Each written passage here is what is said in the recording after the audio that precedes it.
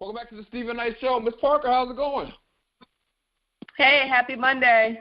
Happy Monday. How are you feeling? I'm good. I got through it. Good. Okay. You? Good. I'm doing good. You know, I spent the weekend in Virginia with my family. I got to spend time with my dad. My oldest brother came down from Jersey. My baby brother lives there and his two daughters, so I got to hang out with them. They actually cooked out on Saturday, and then we ordered crab legs. So it was That's good. So awesome. Yeah. That's awesome. You got to see your family and hang out with your nieces. Yes, That's and awesome. my baby niece, my brother's oldest daughter, she's 6. That is my BFF, and so we were making videos and all that stuff. You go on my Instagram, Something you can see else. it. But yeah, she is a trip. She is a trip. Definitely a trip. How was your weekend? It was good. It was busy Saturday. I had a lot of errands to run and appointments because I knew that Sunday would be a day that I would be away. So I did a day trip to Tennessee. Oh, nice. We did a whitewater rafting. I saw that. Yeah. Yeah. So it was 2 hours there, 2 hours back, and so it was pretty much an all-day thing, but it was really fun. It was fun. Yeah, that's cool. Chike Evans, what's going on? What's going on, brother? How are you? Good. And yourself? How was your weekend? I'm good. Weekend was good. I had a creativity power weekend. I'm working on a big project that I don't really want to talk too much about, but I'm taking my weekend time and perfecting it. So awesome. Yeah, awesome. Hopefully soon I'll be able to talk about it. Can't wait to hear about it. Tell everyone, I know that you released a new edition of Conversations with Chike Evans. Who was the guest? Our girl Fizzy, Big Fizzy from the Bricks. Yeah, she came through Philly and blessed me. I kind of caught her off guard. I felt a little bad about that. And if I could tell like a brief little situation of what happened, right? So I never know what's going to happen when Faith Evans is in town. I just know that it's going to be a fun time. I just never know what's going to happen. Right. So I get to the venue. It's difficult to see her. I'm making the story real quick, but it was like hell when I was going through it. Didn't know if I was going to see her. The show ended. The security put me out because I was trying to wait for her because she did say, wait here. I was waiting. They put me out. Mm-hmm. So everything was over. I'm on my way to the car. I get out front. I'm with another buddy of mine. Shout out to Montreal. He's a part of the Faithful crew. She calls him on the phone, and she was like, where are you at? What are you doing? He was like, I'm in front with Chike. She says, I'm pulling around. She pulls up to the front of the casino and gets out the car, and we just have this big powwow in front of the block at Harris. Wow. No one bothers us. It's Faith Evans, and no one's bothered us. Wow. So I kind of surprised her with the camera and everything. Yeah, it was cool. That's good. They can check that out where? They can check that out on my Facebook page, Conversations with Chike Evans. You can also visit Conversations with Chike Evans on my YouTube, and you can check out that interview and a couple other more. And there was a couple other interviews that I did with Faith. Check them out. Awesome. But I talked to a whole slew of people. I know a lot of people, y'all. I have friends. Yeah, you do. You're very connected. Yeah, I try to be.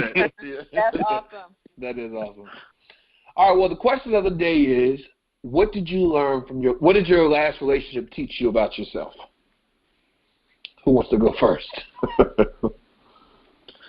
I'll go. I think that my depth of compassion, and even I guess I'll say this. I can't speak for anybody else. I look at having relationships and what you learn from them as like it's a lesson in life. So it's a class.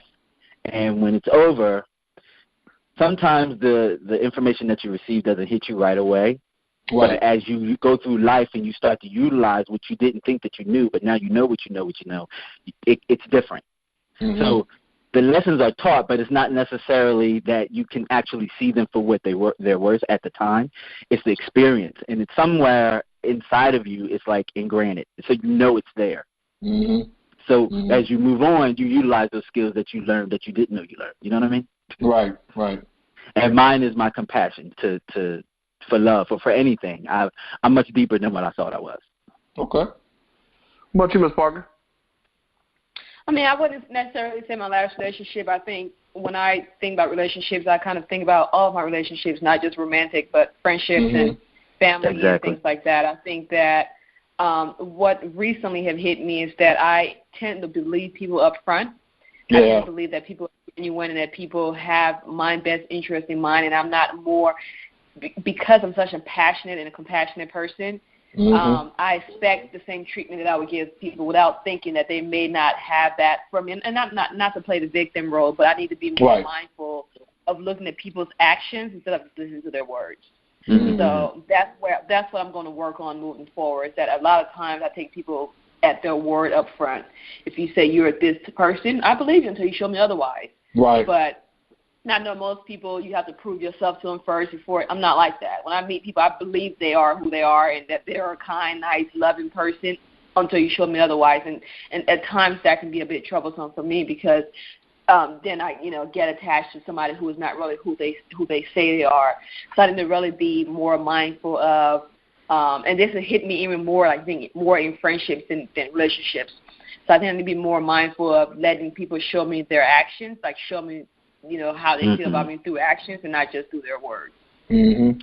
Well, can I just interject something to Ms. Parker real quick? But that is a testament to your character.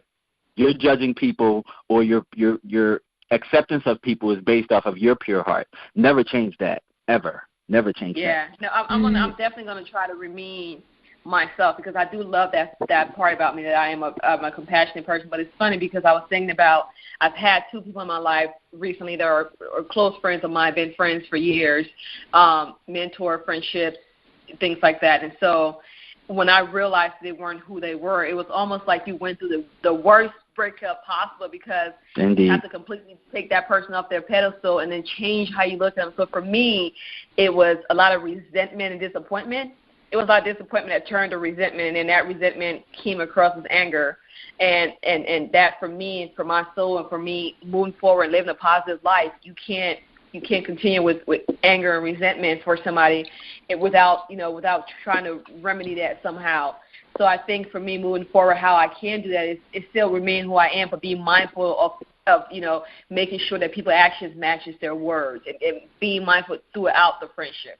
Yeah, indeed. That's the case.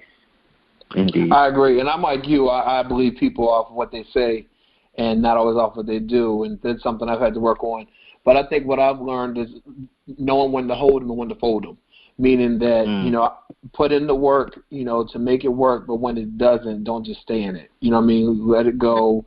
And it's not necessarily that anyone's a bad person. It's just that we're not compatible in some cases. And so I've learned that. And also in learning compassion for people, not, I don't walk away from a relationship. Well, you did this and you did that, and I hate you. And that's not you're not learning anything from that. You're essentially just putting it all on one person's lap when it really takes two to tango. Learn what did you, what do I need to know about myself leaving this? And my therapist taught me that. But yeah, so I definitely have learned. But at home, tweet us, Stephen I Show SHO, and let us know, what did your last relationship teach you about yourself? All right, hot topics. Well, it was all good just a few weeks ago. Usher Raymond was photographed in Italy with some friends in early July. Now, just weeks before, legal documents were leaked alleging that he paid a pretty penny to a young woman who claimed that he was responsible for giving her an STD. Since then, another woman has filed suit, this time for $10 million, claiming that she had a liaison with Raymond earlier this year and alleging that he never disclosed his status. Now it appears that the singer may have more lawsuits on his plate, with Lisa Bloom tweeting that she has been contacted by other women. Now Lisa Bloom is also who represented Black China. But she tweeted, "How much unprotected sex did Usher have after his herpes diagnosis? Women are reaching out to me. How dare he endangers women's health? It's also a violation of criminal law in many states to have unprotected sex without disclosure of your STD, as it should be." Do you think this is going to be the beginning of, like a Bill Cosby situation where they're coming out the woodworks? Yep. I think so. Yeah, I think so, because my thing is, I understand that this is a big situation. I think it's helping our community really talk about something that's really important, safe sex, getting tested, having protective sex. I think those conversations are important. But to be very honest with you, I was doing because I just actually read an article that the first lady who came out and said that she may have it because she had unprotected sex, suing for $10 million, is now suing for $20 million. What? So in the article, there was a link to click on that gave you kind of the statistics of like herpes and other STDs. Mm-hmm. 1 out of every 3 Americans has it. Yeah. You know what I mean? Mm-hmm. So I think that now there's going to be a case where they're going to have to prove that he gave it to him. So I think it's going to get messy and a bit just I don't know if everyone that's coming out is going to be able to get what they think they're going to get out of it. I think they may just be exposing themselves at this point, and it may not be because it's not HIV or anything like that. So I don't think the courts are going to say with that high of a statistic. I don't think they're going to hold him accountable for every woman that comes across saying they have it. They have to prove it that he gave it to her. Yeah. And then also, he gave it to him. When it's that prevalent, rampant, they're able to prove it, right? And also, the woman that's suing for $10 million, she didn't contract the STD. No, she has it now. She tested positive. Oh, she does have it? Okay. Because I know at first they said that she didn't have it. So she does have it. So after she filed a lawsuit, like the last couple of days, she went and got tested. Oh, okay. Well, that's definitely everyone protect yourself out there because you never know what it has. And I don't think Usher knew he had it from the first young lady. I think he found out. Didn't she tell him? And that's when he got tested and found out he had herpes? I think the very first one. He might have got it from her. But here's the thing. A lot of people in the industry, a lot more than you think, are afflicted. And there's a whole bunch of backdoor deals that happen, like paying people off. Yeah. They go to hearing or they go to arbitration and they pay people off to keep it silent. And the reason that people keep it silent, it has to do with just what's happening to Usher now. Right. At this point, it's messing with his brand. So this is his life. This is how he makes his money.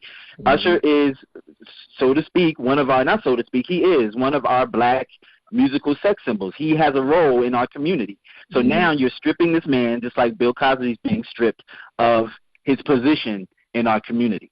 And it's going to change his career. So this is why people do what they do as far as keeping stuff quiet and paying. But you still need to be mindful of what your situation is and act responsible for what it is that you are dealing with. And we'll be talking about that because they were talking about how celebrities settle a lot of times in cases like this or, similar cases. And it's because once it's out there, you know what I mean, anyone can come out to woodwork and say, well, I got it too, and you gave it to me, or this person did it to me. So it does make a lot of sense, and unfortunately, I think this is not looking good for Usher. But I do want to say this, that I didn't think, a lot happened last week, and people were making memes, and they're still making memes. Oh, yeah, they're horrible, too. This one I don't think is funny. I mean, this is someone's health, you know what I mean? And someone mentioned that Usher's not the kind of person who's, you don't see him wilding out in the streets or, causing negative attention to himself. And yes, this happened, but it happened in a, it was private, the private situation that he handled privately. But the fact that people are making jokes, I don't think this one's funny, to me personally. All right. Well, another situation in light of the allegations that R. Kelly is running a sex cult. He's not seeing a decline in concert sales. As previously reported, a family member of one of the Pied Piper's alleged victims claimed that Kells keeps his babies, that's what he calls them, in the clutches by lavishing them with shopping sprees, handbags, lingerie, spa trips, etc., at the price of not having smartphones while being isolated from their families. Now, TMZ reports that all this Kelly scandal isn't hurting his ticket sales. Instead, at least one city is driving them up. According to the site, all 14 of Kel's shows are still on schedule, and there's huge demand for tickets. In Detroit, in particular, ticket organizers report that they've been getting a high volume of calls this week alone and are almost sold out. What does it say about people to you?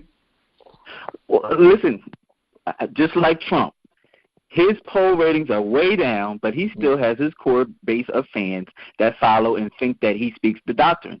Seriously, R. Kelly has the same.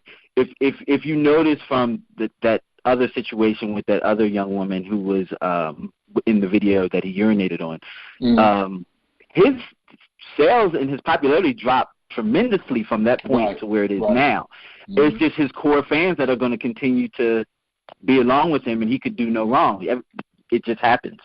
That's just crazy. Yeah, I mean, I think that's going back to the whole conversation that we had last week regarding responsibility of the black community and how we protect our women and children. I honestly, the more I think about all of the issues we have, Dr. Michael Dyson did a speech about a year ago in front of Congress where he went over kind of the plight of Black America and kind of where we are and how, kind of the condition that we're in, right? How our minds have been trained. And it was a pretty powerful speech. But it left me feeling hopeless because I came across that same speech last week, and it honestly left me feeling hopeless, and I'm a very positive person because I think there are so many issues embedded in our community that how do you tackle one? And I think this whole R. Kelly thing is just bringing up just one issue of, how we overlook and how we protect certain people and how we, go sit on your uncle's lap knowing that your uncle's been molesting kids in your family for generation, but you still tell your kid go sit on his lap, give Uncle whoever a hug. It's like a mind thing with us. Like we haven't somehow we have something embedded in us where it's going to take generations to heal, and I don't know if it'll ever heal in my lifetime. But the fact that we protect people in our community that we shouldn't, and we support people that we shouldn't, it saddens me. Yeah, I agree. Totally agree. Let's take a quick commercial break, and we'll be right back with more hot topics. Right back after this.